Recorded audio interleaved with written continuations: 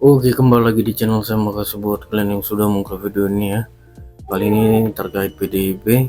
Kali ini elit PDIP murka ya kan, udah makin gak waras. Kekalahannya membuat mereka menyalahkan Listio Sigit ya kan, kambing hitamkan Pak Listio Sigit. Kita lihat gimana videonya, opung membahasnya. Sebelum kita ke video, bantu subscribe channel saya yang belum subscribe. Tidak tunggu lama, kita ke video langsung, let's go. Kalian tahu, masyarakat sekarang sudah mulai menilai. Kenapa bilang? Partai yang paling aneh itu adalah partai PDIP. Kenapa bilang? Waktu menang 2 kali, diam-diam saja. Tapi waktu kalah, keluar-keluar sampai ke Kutub Utara.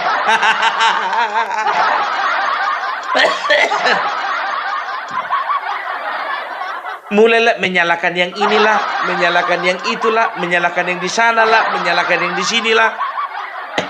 Nggak dewasa.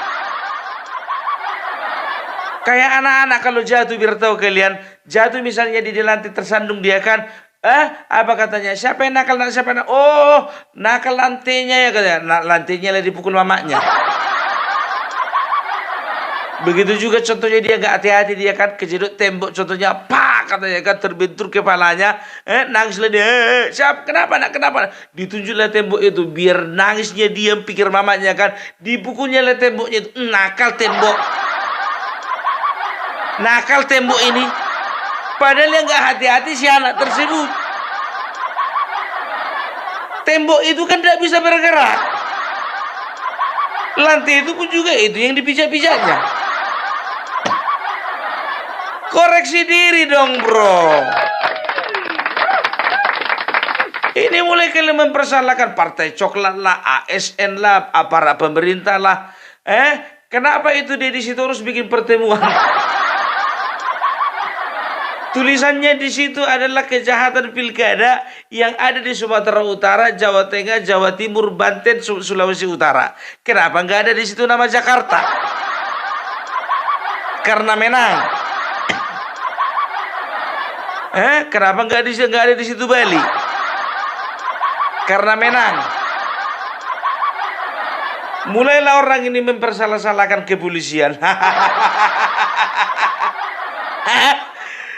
Terikut-ikut Tito Karnavian, Listio Sigit,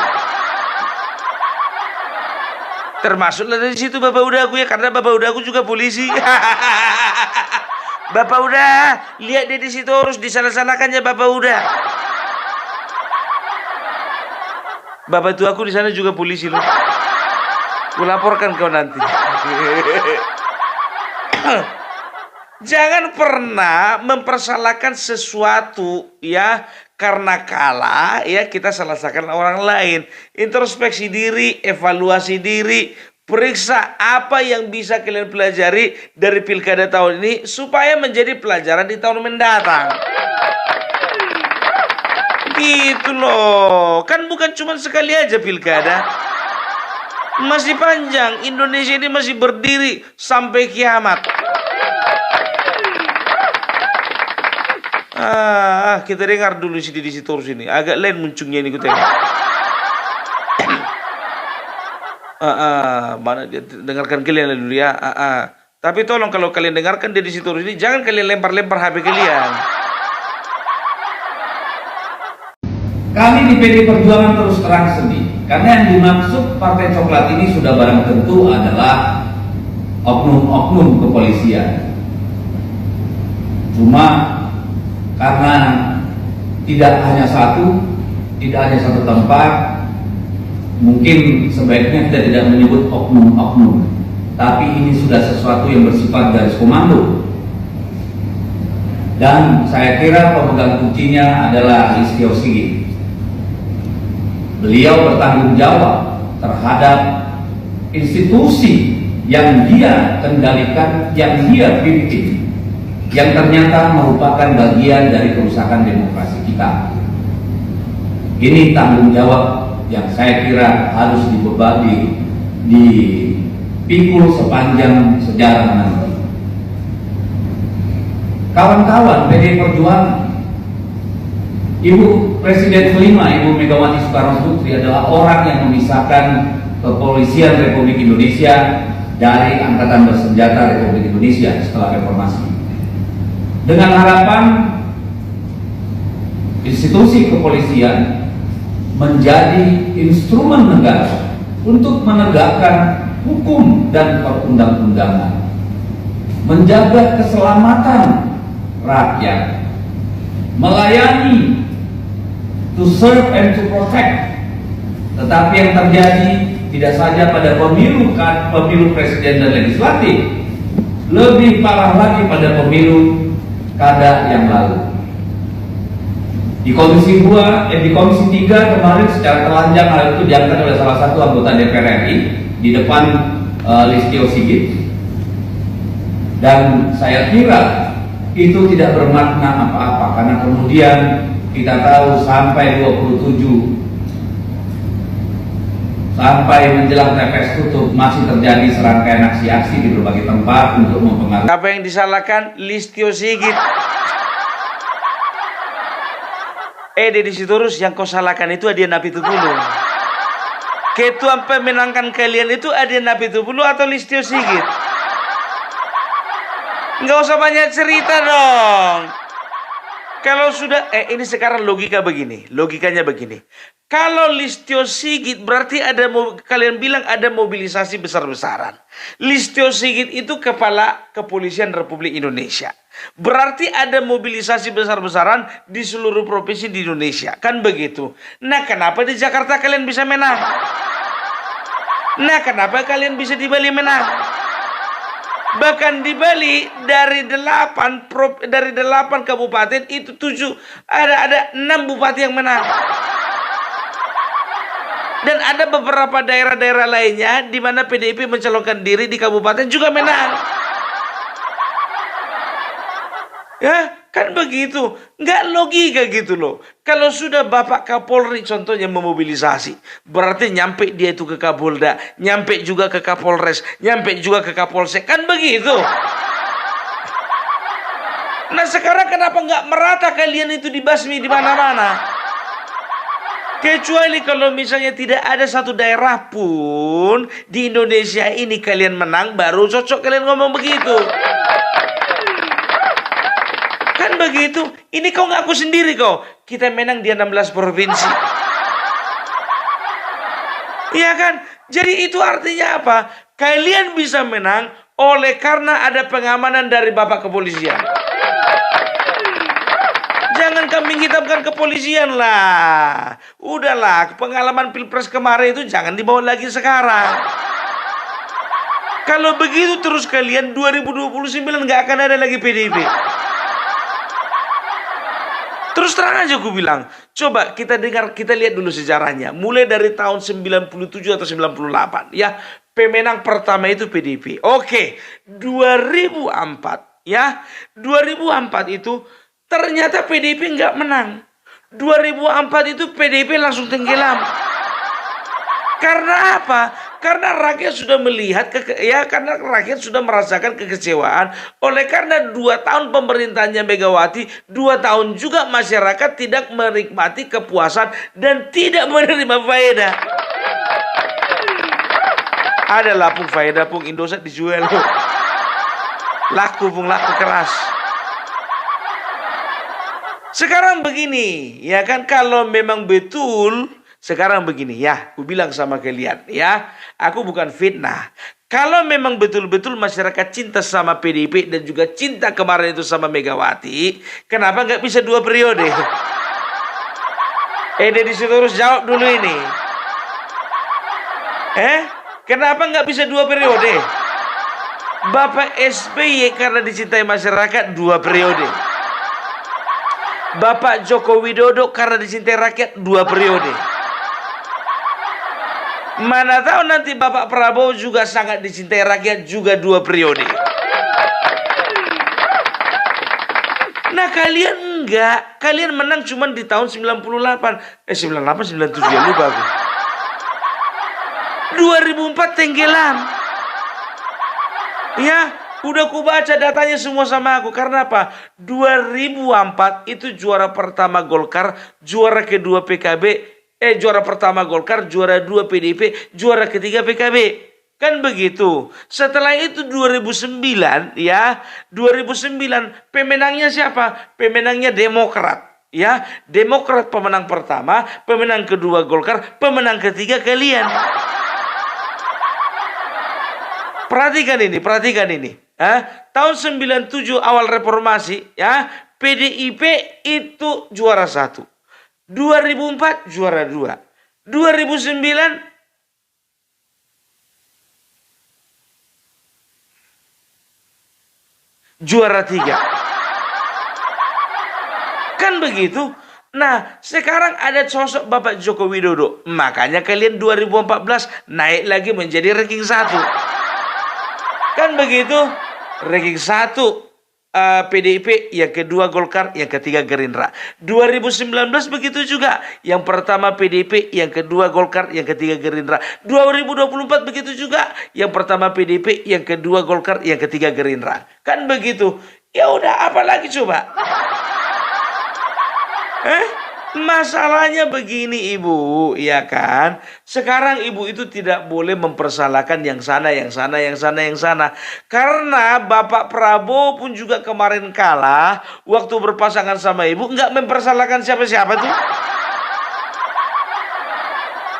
Bapak Prabowo juga kalah 2 kali sama Bapak Joko Widodo, nggak mempersalahkan siapa-siapa tuh. Walaupun kawan-kawannya dan juga di belakangnya itu mempersalahkan pemerintahan yang ada pada saat itu. Tapi ujungnya apa? Nerimo kan? Masa sebagai seorang negarawan mengeluarkan pidato seperti itu? Itu Bu, bukan pidato namanya Bu. Itu namanya curhat sakit hati. Ya, pidato yang kemarin. Ini di Sitorus begitu juga. Sudah mulai dia bermain api, sudah mulai dia menuding menuding Listio Sigit, menuding Tito Karnavian. Sekarang begini aja deh, kau tuding aja Bapak Prabowo sekalian. Kau kan selalu berbicara ada campur tangan kekuasaan, ada campur tangan kekuasaan, ada campur tangan kekuasaan. Gamblang aja bilang ini salah Bapak Prabowo gitu loh. Ini permainannya Bapak Prabowo gitu loh. Kalian begitu kalian. Waktu berkuasa kalian gak ingat sama rakyat. Begitu kalian gak berkuasa kalian mengatasnamakan rakyat. Kalah apa? Udahlah, kemarin yang kalian bahas itu, yang kalian salahkan yang kalian permasalahkan itu kepolisian. Anda sekarang berkembang lagi itu Deddy Sitorus, yang disalahkan juga ASN.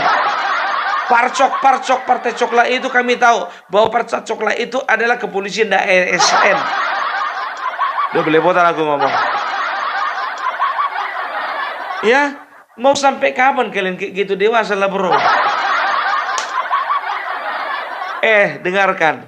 Demokrat 2 kali jadi presiden, periode berikutnya dia nggak jadi apa-apa, nggak ada sakit hati tuh. Nggak ada sakit hati.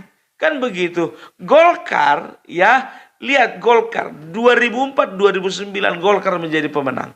Tapi coba lihat, dari mereka ada yang jadi presiden, ada yang sakit hati.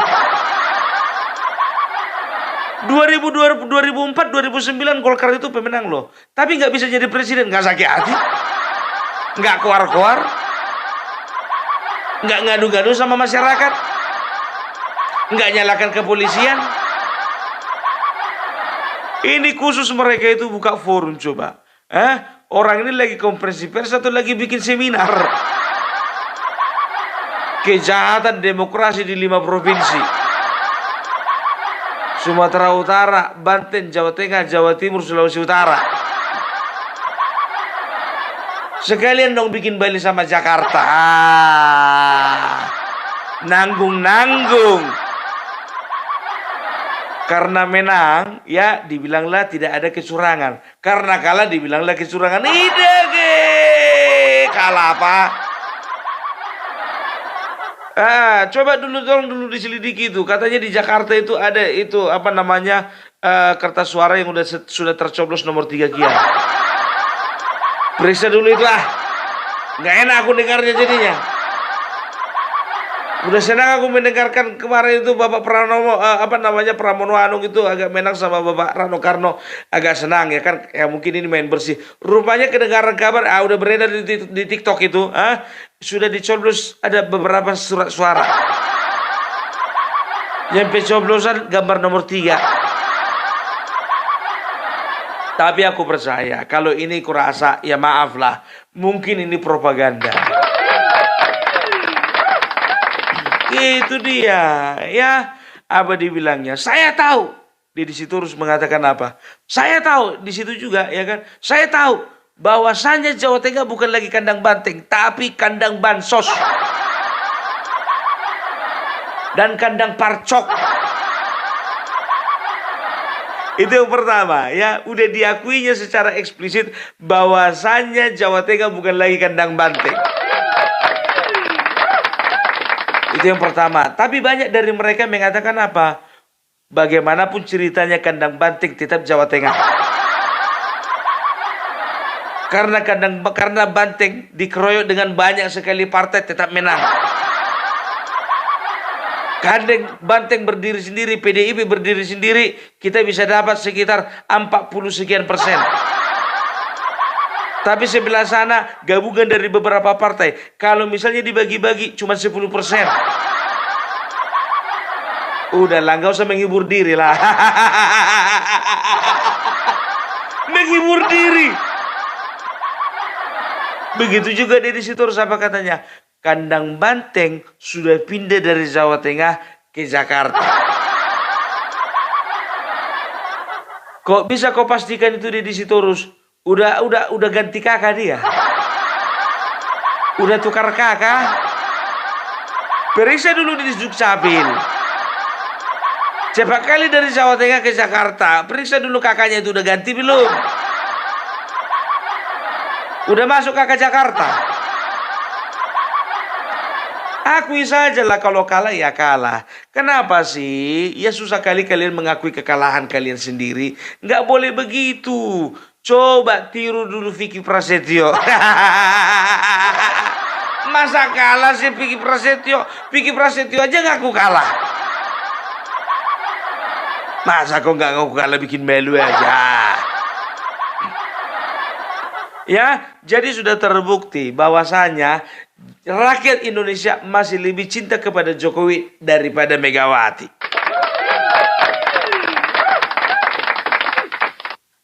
Gitu dia ya. Jadi gue bilang sama kalian nggak belajar dari Pilpres kemarin ya.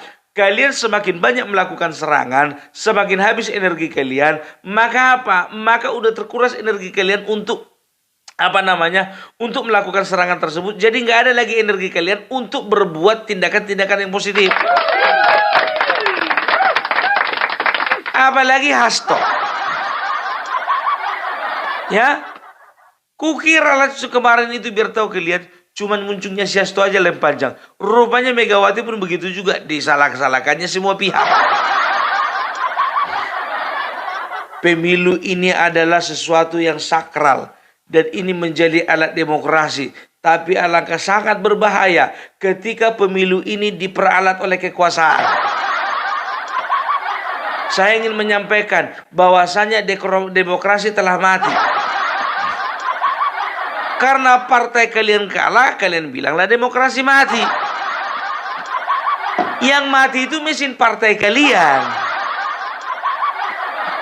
Gitu loh ya. Coba, kenapa di Jakarta kalian bisa? Kenapa di Bali bisa? Jawa Tengah maunya belajar dong sama Bali. Jawa Timur juga belajar dong sama Bali. Banten belajar juga sama Bali. Sumatera Utara juga belajar juga sama Bali. Tapi sekolah kader kalian ada, masa memuridkan dan juga mengkader partai DPD kalian di situ nggak sanggup, Pak. Jadi aku bilang sama kalian, daripada kalian mempersalahkan partai coklat lah, kepolisian lah, tentara lah, ASN lah, segala macam, lebih bagus di 5 provinsi itu ganti ketua DPD-nya. Ganti ketua. Ganti aja lah. Itu yang pertama. Baru yang kedua, cepat-cepat ganti sekjen. Bikin malu gitu loh ya. Begitu ditanya, apakah betul Bapak Deddy Sitorus demokrasi sudah mati? Apakah betul kandang banteng sudah porak-poranda? Apa dibilangnya? Ya, yang melawan negara sudah pasti tumbang. Hah? Yang melawan negara sudah pasti tumbang. Sekarang begini, negara itu penyelenggaranya adalah orang-orang terbaik pilihan dari partai politik. Kalian kan partai politik, kenapa nggak bisa kalian tembangkan partai politik yang sana? Kan begitu, jangan, udahlah, masyarakat itu udah nggak apa namanya, udah nggak terlalu bodoh untuk dibodoh-bodohi, ngerti? Ya, sekarang yang bodoh masyarakat atau kalian? Kurasa karena pintarnya masyarakat lah, makanya mereka memilih pemimpin yang terbaik. Gitu loh. Coba tiru dulu Bambang Pacul, coba lihat dulu komentarnya apa. Nggak terlalu komentar dia. Dia tahu kalau berjiwa kesatria itu ya kalau siap menang ya siap juga kalah. Pailah hudo. Ngisi-ngisi ay. Ya, oke. Jadi itu dulu ya. Jadi nggak tahu aku sampai kapan sakit hati orang ini kelar. Nggak tahu. Move on lah. Nanti kalau nggak bisa move on, takut-takut aku nanti kalian bisa masuk panti rehabilitasi kalian. Ya, habis itu masuklah kalian ke psikotes, apa namanya, ke apa, psikiater, psikotes. Ya, jadi begitu ya. Jangan kalian mencoba untuk memframing kepolisian itu berbuat yang tidak-tidak ya. Maaf. Kami masih lebih percaya polisi daripada kalian. Karena apa? Jujur aja ku bilang ya, hilang buku rekeningku lapor sama polisi bukan sama kalian. Gitu dia. Hilang sepeda motor kami kemarin itu, kami lapornya sama polisi bukan sama kalian. Tapi ketika kami butuh jalan, kami butuh masalah kebutuhan, kami butuh mengenai pendidikan, kalian kemana? Selalu ada untuk kami? Enggak, kami sendiri memikirkan bagaimana apa-apa yang kami hadapi. Kan begitu. Begitu banyak rakyat, begitu banyak masyarakat yang masih hidup di bawah garis kemiskinan. Ada kalian peduli? Adalah pun, tapi sebagian. Gitu, jangan sosok menjadi jawaban bagi masalah di masyarakat lah. Kurang-kurangi kesombongan, kurang-kurangi. Tengok dulu di Indramayu, karena sombong dia. Saya anak jenderal, saya anak jenderal. Akhirnya apa? Tenggelam. Udah, ku bilang sama kalian, perbanyak tokoh-tokoh seperti Bambang Pacul. Itu aja PR kalian, ya. Jadi udahlah dulu, say goodbye lah. Udah capek aku. Tahu ndak kalian? Udah jam berapa ini? Udah jam 2.37 pagi. Ini jam 2.37 pagi baru tahu kalian. Gak tidur aku cuman gara-gara mau mengomentari apa yang dibilang Deddy Sitorus. Gerah aku gak bisa tidur. Oke? Jadi itu dulu dari Pung Parbelak. Salam NKRI harga mati. Oke, tidak video ya, gimana menurut kalian? Sampai bertemu di video saya selanjutnya. Buat